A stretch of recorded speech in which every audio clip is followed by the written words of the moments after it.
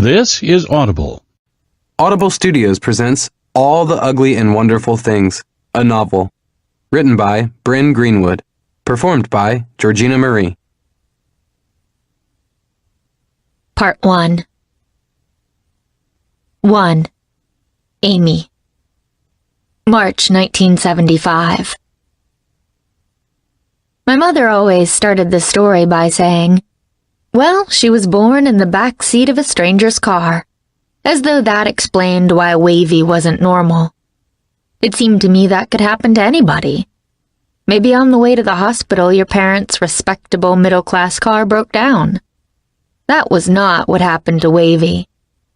She was born in the back seat of a stranger's car because Uncle Liam and Aunt Val were homeless, driving through Texas when their old beat-up van broke down. 9 months pregnant, Aunt Val hitchhiked to the next town for help. If you ever considered playing Good Samaritan to a pregnant woman, think about cleaning that up. I learned all this from eavesdropping on Mom's Tuesday night book club. Sometimes they talked about books, but mostly they gossiped. That was where Mom first started polishing the tragic and edifying story of Wavana Quinn. After Wavy was born, Mom didn't hear from Aunt Val for almost 5 years.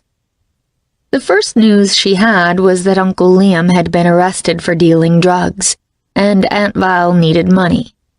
Then Aunt Val got arrested for something Mom wouldn't say, leaving no one to take care of Wavy. The day after that second phone call, Grandma visited and argued with Mom behind closed doors about reaping what you sow and blood is thicker than water. Grandma, my soft-in-the-middle cookie-baking grandma, shouted, "She's family! If you won't take her, I will!"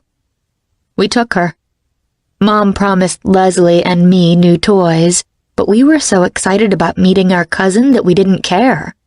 Wavy was our only cousin, because according to Mom, Dad's brother was gay.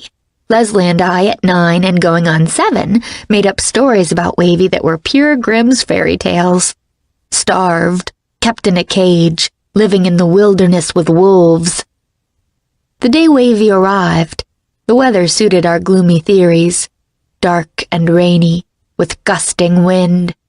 Of course, it would have been more fitting if Wavy had arrived in a black limo or a horse-drawn carriage instead of the social worker's beige sedan.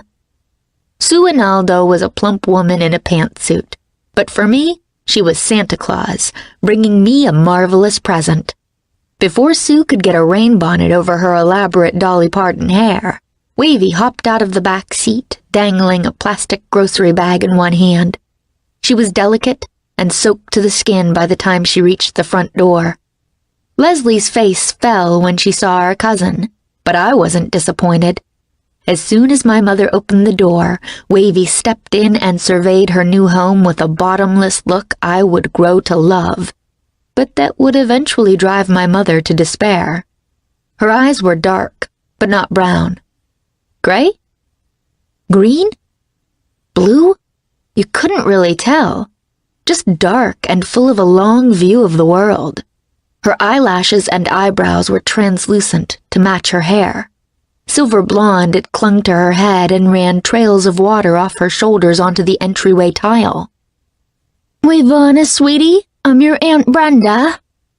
It was a voice I didn't recognize, the way she pitched her voice high, falsely bright, and gave Sue an anxious look. Is she okay?" "As okay as she ever is. She didn't say a word to me on the drive over. The foster family she's been with this week, they said she was quiet as a mouse." "Has she been to a doctor?" "She went, but she wouldn't let anyone touch her. She kicked 2 nurses and punched the doctor." My mother's eyes went wide and Leslie took a step back. "Okay then," Mom cooed. "Do you have some clothes in your bag there, Wavona? Let's get you into something dry, okay?" She must have expected Wavy to fight her, but when she reached for the grocery bag, Wavy let it go. My mother opened it and frowned at the contents. "Where are the rest of her clothes?" "That's it," Sue said. "She came to us wearing a man's undershirt. Those are the clothes the foster family got together for her." "I'm sure Amy has something